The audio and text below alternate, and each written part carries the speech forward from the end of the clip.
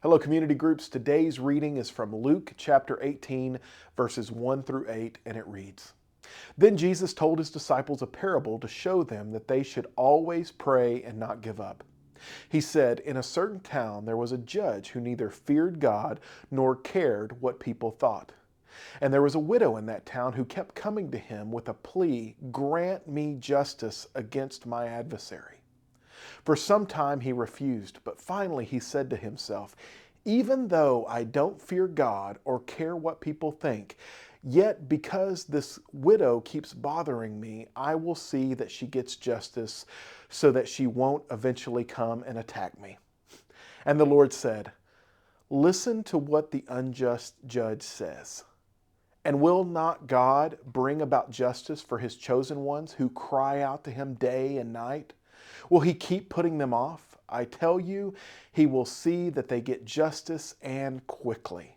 However, when the Son of Man comes, will he find faith on the earth? There is a lot in this story, but let me start off by giving you some details about the widow.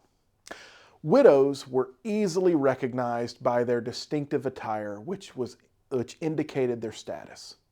Some women married in their early teens, and widows were numerous, but they didn't necessarily have to be old. Widows actually were often left with no means of support after their husband died.